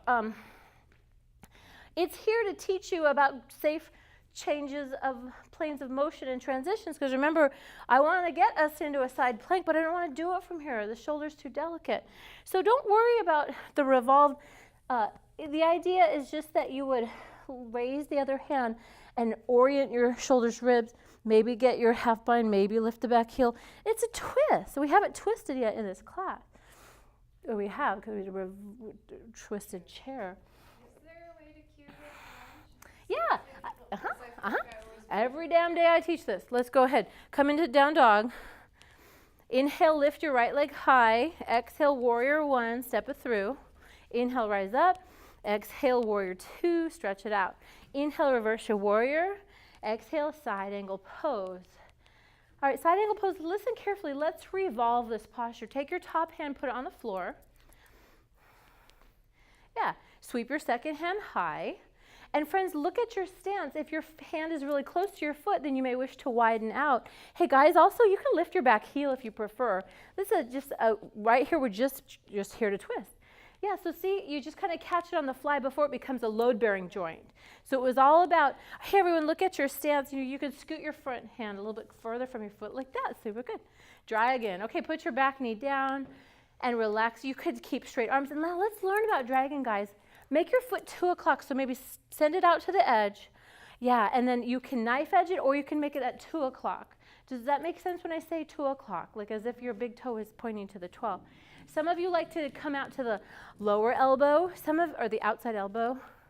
Yeah, or not. You know, it's up to your body. See what is going to be reasonable. Yeah. Okay, good. Good. Some people want to stay up tall. That's all right too. Questions about dragon. This is really our first moment where we stop in the class, isn't it? Yes. Knee hurts. Oh, yes. Okay. Is it the back knee? Mat and everything else. Yeah. Yeah. Different. Is it the back knee? So if the back knee hurts, you may wish to choose the more active version. Hook your toes to lift your kneecap. So no. Hook your toes. Yeah. So that's an option. That's a great, in fact, it's a very strong athletic option, yeah. And that way, and we're not here forever. We're mostly here with the back knee down so we can safely get into side plank. I have a question about the bending knee. Yes. So I know some people have maybe more mobility and they're pushing it out. Uh-huh. But for me, that seems Yeah. pretty easy to hinge. Okay, well then your knee should be respected. What's your favorite expression in this posture for the front knee? Is it just a flat foot straight ahead? That's fine. That's fine. I mean, that is technically probably the safest option. It's just know that if having the turnout helps you stretch the inner thigh, don't feel bad about it unless the knee is bad. If the knee hurts. I guess I didn't realize you were turning your foot. Uh-huh, yeah. That makes sense. I was Yeah. like, well, toe to two. Yeah. Okay, got it. Yeah. Okay, I feel that. Yeah, and we're not going to do lunges like this. I mean, it's not a load-bearing like joint, so it's safe. But yeah, your knees are the boss. So to Julia's point, guys, hook the back toes, and you get something a little more active. It's just at some point we will want to drop the knee just so we transition into a modified side plank. Don't load it up taking the toe with, because that's hardly anybody in the room. And it's just not a fair fight. So if it's written like that, just abandon the idea. The idea here is that you tell everybody, hey, everyone, modified side plank. Notice your back knee is down. Look at your front foot. Sweep it to the back of your mat. Now choose to stay there or take your two straight legs. But again, guys, what's the most important part of side plank? That's beautiful, friends. It's that you want to have your hand a little forward of your shoulder. You do want the first finger true north. Respect the shoulder, so if the knee comes down, that's okay. And from here, you could lift a top leg. Maybe two legs almost came out of my mouth when I said that. Lift a top leg, maybe two. Perfect. Now, plank. Listen carefully. The only word I said was plank. That's what I want you guys to do. When they're inside plank, there's just so much risk that if you say other words, they're going to look at you or fall out of it. Just say plank. It is a natural going with gravity idea. Now from plank, put your elbows down. We can goof around in forearm plank. And so this is, again, musical interpretation can play in, or the Sporty Spice crowd that rolled in, and then you're reading the room, you know they want to do some core. It's a great way to work in your forearm planks, you know, like you're just got it going on like that. Or dolphin. Dolphin, tiptoe your toes to elbows. And this is, do you guys feel like it's a restful posture? It kind of, oh, okay, if you're doing it right, it's not. So that was a trick question, yeah. But you're right, it certainly has an opportunity to drop your heart rate a little bit. And then this is where we can take forearm plank. We'll goof around with that next weekend. But this is definitely a great choice to make for your students. You say, hey, everyone, you come out of your side plank into plank. And you say, hey, everyone, lower your elbows. And then, you know, you could put your knees down, right? You could goof around with the music and all the fun, or invite dolphin. So you're saying, great place to stay, great place to say, hey, dolphin. If you like, tiptoe your toes forward. And then, yeah, the forearm stands can come in from there. We'll work on that next weekend. And then we get everybody doing the things that they're doing. Maybe we're spotting inversions. We bring everybody back to forearm plank. So all the inversions come back, and we're all here. And then we plank, and then chaturanga shift forward, come to low push-up, inhale up dog, exhale down dog, second side. All right, so from down dog, this will be our last activity in posture clinic today, because for some odd reason, it's like 3:45. No, it's not, it's 3:16. You have a half an hour more. Okay, here we go. Inhale, lift your left leg high. Exhale, warrior one, step it through. Inhale, rise. Exhale, warrior two. Inhale, reverse your warrior. Exhale, side angle pose. Perfect. So let's keep it simple, side angle. You're doing great. Let's revolve. Take your top hand, put it on the floor. Sweep your second hand high. And again, yeah, you can widen your stance. And you can lift your back heel if you prefer. This is great. It's a twist. This is so good for you. All right, now, dragon. Lower your back knee to the mat. You may wish to widen your stance out with your foot. You might 10 o'clock your foot. And if your knee disagrees, yeah, elevate your back leg, get in some more core work. Some of you like to take binds here. Mirror what you found in the first side. What other questions might you guys have about dragon? We're not here for long. It's not yin class. We're definitely not here for 5 minutes. But yeah, we can definitely add on the stretchies. But instead, pause.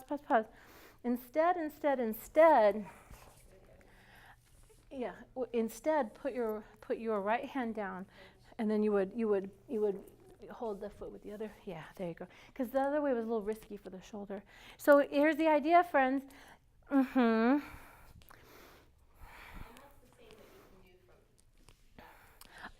Yeah, remember we did baby bow, so maybe you wouldn't emphasize catch the foot if you feel like you already had that. And you probably wouldn't load up this if you did this in your low lunge too. But again, if you had people who said they did tons of running and weights last week and they really want to stretch their quads, I would load it up. Yes? Add kind of more challenging stuff here, like yeah, see, again, we can go warrior 4 from here. That's another reason why we have dragon sequenced in, is again, you're reading the room. So Yavanka is going to demonstrate warrior 4. Make sure your back foot's in a warrior stance though. See how your foot's lifted? Yeah, there you go. The back foot stays in a warrior stance. You extend your arms out. Let's bind from here. Take your hands into your bind there. And then that's my favorite way to come into bird of paradise, really, because look, you are loaded up in the front leg and you're ready to go. But it's section 5. It's early days yet. I don't think it's fair to throw bird at them yet, but it depends on the crowd. So yeah, we goof around with that. Just like Karina, we were enjoying the bind before. Can you show us? So to Yavanka's point, this is where you're reading the room and you know your students. And when we were earlier in this warm-up move, she took the bind. So again, I would feature that. I would say, oh, I saw that my student likes to do this posture. So we'll invite the bind there. How you call this? Okay, so Ekapada Kundanyasana 2, you're already doing that in section 6. So I wouldn't load it up in section 5 because we're going to do it in section 6. Yeah. But hell, I've snuck it in before. I did that the other day when I taught this class. I did. For some reason, it's easier for me. I know, same. I think it's probably why I did it. But so, yeah, I mean, sure. I mean, you know your students best. There's a point where you know the people and you know it would be a crime not to. So I guess I'm just trying to be very disciplined for once because I'm usually the person going, and then you could do this, and then you could do this, and you guys are like, stop it, I'm trying to learn this class. So, sorry. Just being a little extra rigid, I guess. But the idea is we found people back into the opportunity to say, and this is how I want you to say it, guys. They're in dragon. This is where you just stop the bus and you say, all right, friends, listen carefully.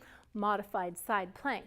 Place your back knee down if it's not already there, right? Now, friends, look at your left leg. Look at your left leg. Get rid of it. You don't need it. Side plank. You're just helping them understand that they're almost in the posture. At this point, send your back leg back. Oh, hey, Linda, coming in. Yes, exactly, and that's where we say, guys, great place to add on. Some of you like to lift a leg here. Some of you like to hold your big toe here.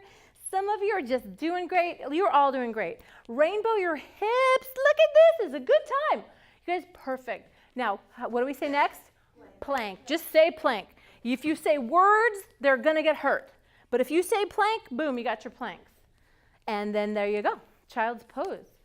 But not really, just giving you a rest. Because as you know, now that they came out of that and they're in plank, that's where we put the elbows down, and that's where we added on dolphin. That's where we added on the kick up into Pincha Mayurasana. We'll play with that next weekend.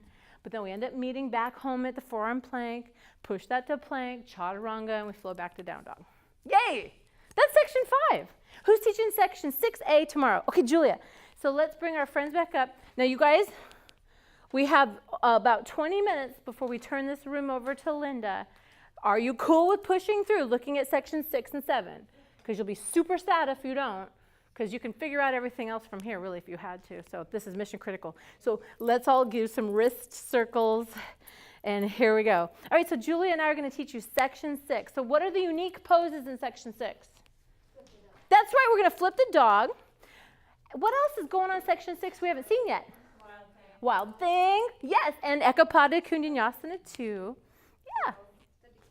Yeah, and crows in there, standing splits, perfect. All right, guys, let's bring you into your downward facing dog. Now, what's a handy thing for you to remember in this moment before you start them off? Yeah, bring your feet together, toes and heels to touch. because we want to give them runway. Now, Julia, as the person who's teaching, we are looking around for trip hazards.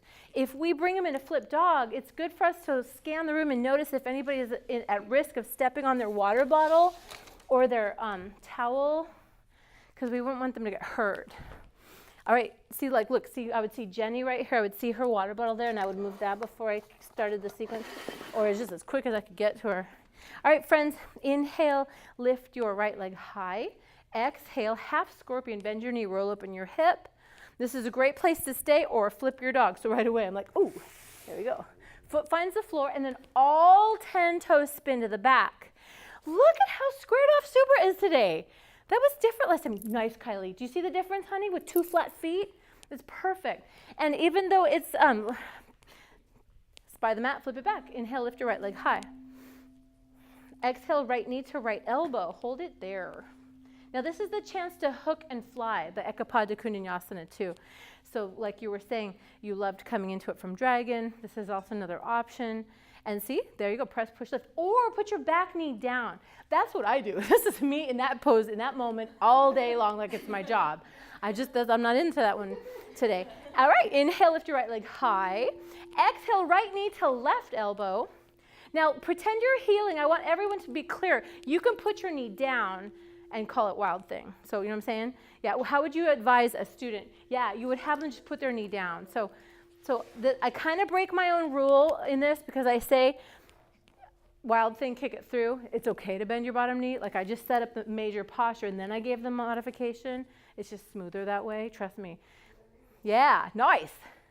And yeah, spy the mat, flip it back. Inhale, lift your right leg high. Yeah, I was looking at your knee. Oh, what's happening? Everything okay? I just like I don't know, I don't like that one. Don't do it then. Never do it. It puts more weird pressure on my knee.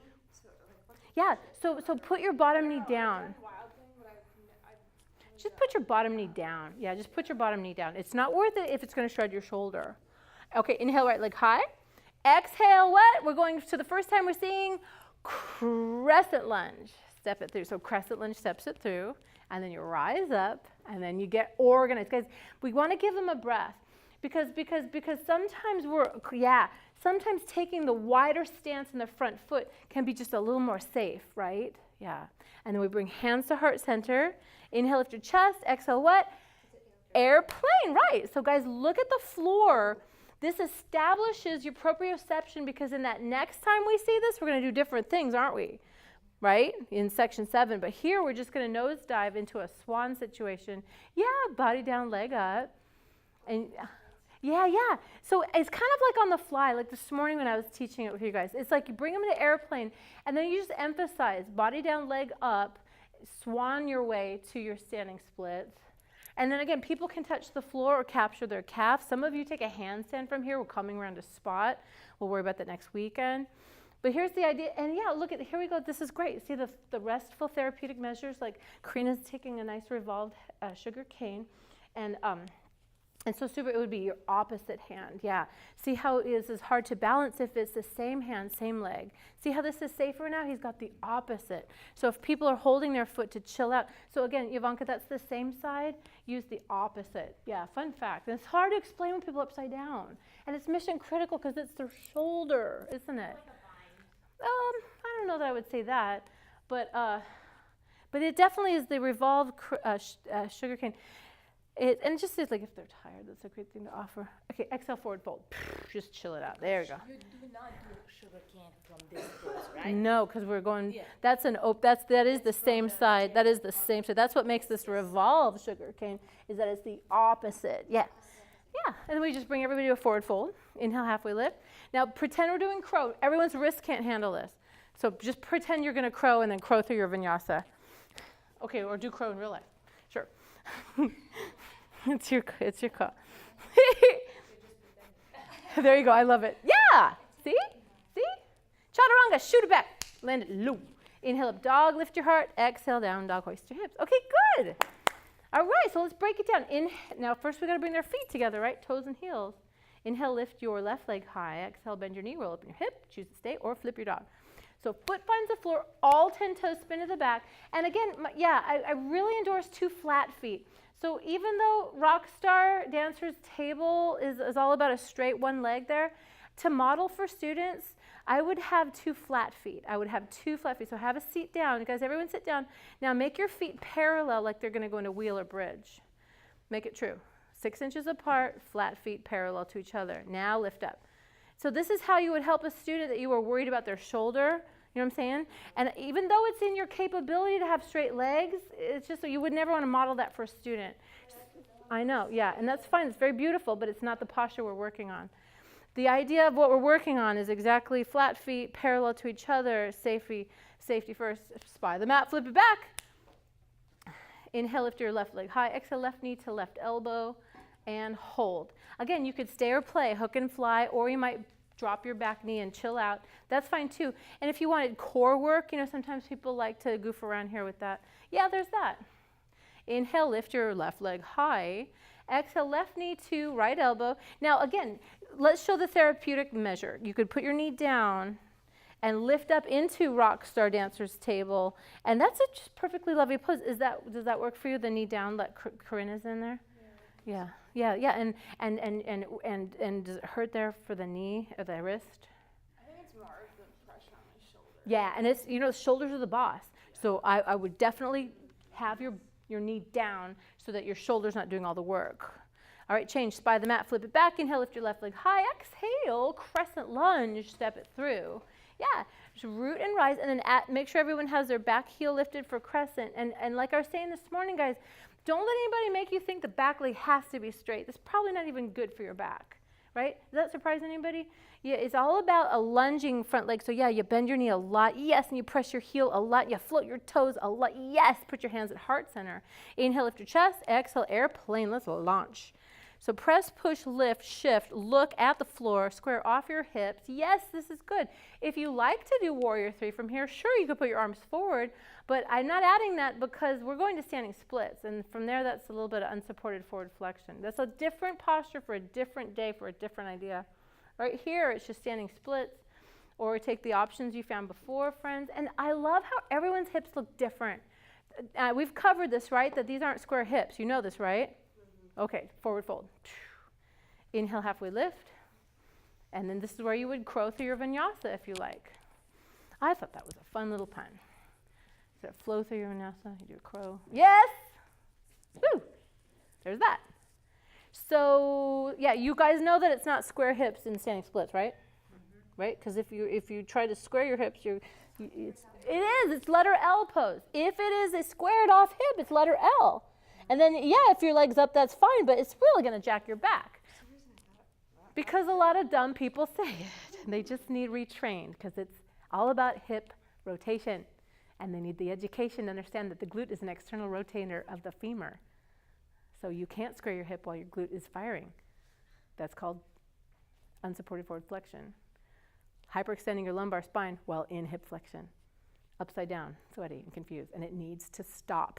So if you guys take a class and some clown is asking you to square your hips in standing splits, you sit them down and you say, you know what? I have some information for you about biomechanics. There you go. Thanks for listening.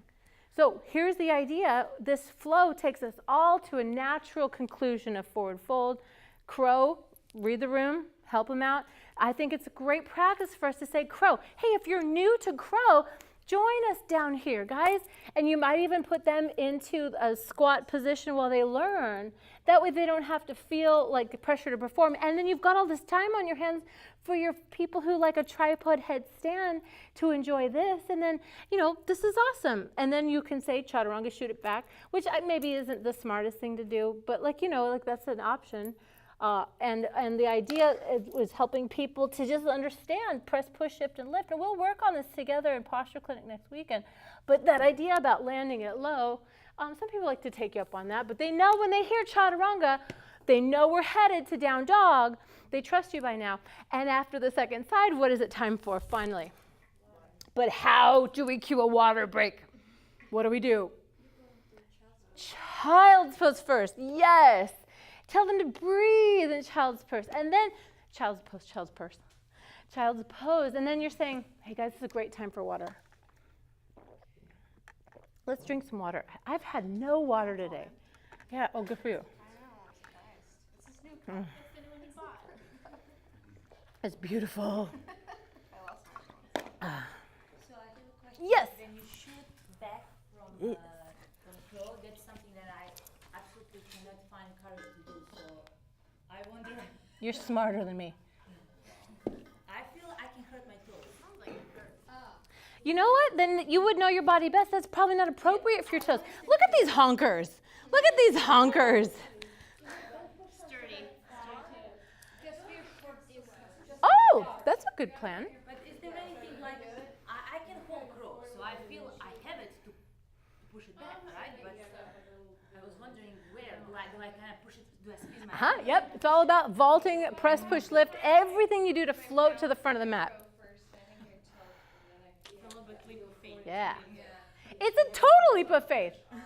Yeah, so next weekend, guys, you know what? Next weekend, you guys are going to be the teachers of the arm balances and inversions. Okay, I'm going to load something up and I'm going to turn it loose to the team. And I don't want to hear, my teacher says this. I don't want to hear, I heard this in a workshop. Just say, I've found this helpful. And then teach that. And we will copy you and learn together. Yay! Ow! So here's section 7 coming at you. Here's your mantra when you teach section 7. And I want you to tell yourself this mantra while you're having them drink water. It starts easy. It starts easy. The only way I could remember this when I committed myself to choreography was it starts easy. The easiest thing is crescent lunge. The easiest thing is airplane. And then we take the half moon. And then we listen carefully, warrior 2. Then we reverse, and then we bind, and you've done all that before. But it's all about, I want it done no other way. You hear me? Half moon, listen carefully, warrior 2. It's just like plank from side plank. You just say, listen carefully, warrior 2. Because can you imagine the bad things that would happen if you said, hey, everybody, bend your knee. And already they're looking around like, why? So, pro tip. Are you teaching section? Oh, please forgive me, section 6B. Who's 6B? Who's 6B? We ran right over 6B. Oh. Guys, I'm so sorry. Okay. Down face down. I'll just say, guys, 7 starts with a lunge, and you're gonna go to a plane. So 7 lunge, plane to Love it. Love it. All right. Love it. Let me have you demo it so that they can rest. Okay, so here we go. Downward facing dog. I love it. Inhale, lift your right leg high. Exhale, crescent lunge. Step it through. Inhale, rise up. Exhale, arrive. Like, guys, no. We're going to stop again to give them time to get set. Okay, so in section 6, we did the same thing. We said, okay, let's get organized because invariably, sometimes people are taking too shallow of a stance and they're wobbly. So here's how we cue it. Listen carefully. Bring your hands to heart center. Inhale, lift your chest. Exhale, airplane. See, we're all going to launch together. And as you, there's an opportunity. Pamela, come back to crescent lunge. Come back to crescent lunge. Think about this idea. Hands heart. Watch me. Inhale, lift. And then put your hands in motion along with your leg. I think you might enjoy the momentum. This is true. Yeah, just something to play with, guys. Half moon. Look at the dot on the floor, raise your top hand, and flex your top toes to the nose. Listen carefully. Warrior 2. It's challenging, but it's safe. Okay? It's challenging, but it's safe. There's challenging and unsafe. This is safe, but yeah, it's challenging. Inhale, reverse your warrior. Exhale, side angle pose. Why is it safe? The knee is a hinge. It wants to be in the sagittal plane. Binds and birds. Take your top hand to the half bind if you like. Full bind if you choose. Now, if people are staying in their bind, this is great. I love how long the back of Pamela's neck is. So guys, just let's help our students understand. That's the way that you would look, quote unquote, up. I would never want to say look up in this pose because they fold the back of their neck. Okay, and so Pamela, have you been playing with Freebird, holding your hand? Oh, let's see it. Let's see a Freebird. So guys, capture Well, you would want to take your, yeah, there you go. Yes, and look at your foot first. Then you can transfer the work there to, yeah, there we go, good. And then you can flip the grip so you can keep what you have going, underhand grip, or you could go overhand grip and hold the heel bone. So both are best. This is great. This is great. This is great. This is great. Do you see how this is great? It's beautiful. And just you give them a few breaths because you're watching. This is not time to bring her out yet, but she had all that press, push, lift. Now we say change. Birds meet binds. That's so cool. Binds open up. Warrior 2, high triangle. Parallel your feet, palms to meet. So what's the joint that's changing planes of motion there? Come back to warrior 2. So when you high triangle, you straighten your leg, parallel your feet, palms to meet. It's just a pivot. Yeah, it's just a pivot on the heel. So it's the hip that's rotating. And now raise your arms out wide. And again, today, guys, I was encouraging you to stand in front of your students where they can see you. Raise your arms out wide. Inhale, just exhale, fold forward. And yeah, it's a Prasarita Padottanasana. So they just get to chill here. Or arm balance inversions. We'll goof around with that next weekend. Again, but when you're teaching section 7, guys, I want you guys to get right in front of them. Not this way, because you can't see them. So you're going to have to mirror them. Bring your hands to hips. Lift your chest, chin, and eyes. When they're halfway up, you say horse. So it's like a magic trick. They hear it, and then when they come up, they see you in horse. Now, this is important to remember. It's the back arm that we need under for eagle. Guys, let's give them the inhale, circle, sweep up. Exhale, identify your right arm, because this is where you're at, because you're facing that way. Yeah, there you go. Love it. And now crescent lunge to the front. And again, give them some time to pivot and to really be in crescent lunge legs. Then get out of their eye line and then say, eagle your legs. Bring your back leg high up over, maybe wrapped. Nice. Sleeping eagle. Inhale, lift your elbows high. Exhale, touch your elbow to your knee. Yes. All right, now going further, unwrap your top leg, soaring eagle. Square off your hips, flare out your toes. Perfect. Don't you love the square hips, guys? That takes a lot of work. Soaring eagles, meet your eagle friends. And then eagles, squeeze, release. Inhale, circle, sweep your arms up. Exhale, forward fold. And then we're going to flow to second side. So my point is this. Thank you, Pamela. That was perfect. So guys, the thing is, when you have them in their first side, right, they had their right leg forward, and they were in this expression, they're going to need their left arm underneath their right for eagle, right? Because what's the back leg? It's the left leg. So does that make sense? So that's where the mirroring can be kind of a drag. I don't know if you noticed it on Monday, Alicia, but dude, we had a lady right here. You were like right here. I'm right here. And I'm like, okay, guys, I want you to identify your left arm, swing it under your right, and then pivot. And then she noticed that it was my right arm, so she switched her arms. And then I was like, oh, I gotta get out of here. And so like I totally got out of the line of sight. All right, eagle your legs. And the poor thing was like switching legs and arms. And so it's like, you do want to face them, but then it's amazing how, I'm like, how do you know your left and right so good, lady? I can barely keep it straight. And I do this for a living. I mean, it's all I can do to, you know. The only pose that we do, like in any sequence where you start on the left side. That's right. So Yep. And swear to God, all my life, I'm here to tell you this. Does not matter. In fact, I didn't even know there was rhyme or reason to eagle until I took a Hatha training in 2008. So since 2002, I was just swinging an arm under a leg. I mean, swing an arm under, pick an arm in the arm. I really didn't know it was a thing, that it was right and right, left and left, for like the first 8 years of teaching. So it's really not a thing. It's kind of funny. It's like, huh, okay. What have I been saying for 8 years? I had no idea. It's always been eagle, wrap around, blah, blah.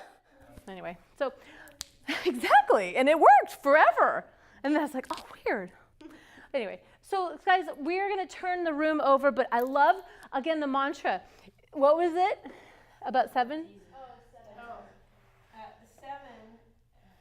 is a lunge, and then you're going to take over an airplane over the middle. Seven lunge. Okay, I like that. 7, It's a good way lunge. to know how to start one. I love it.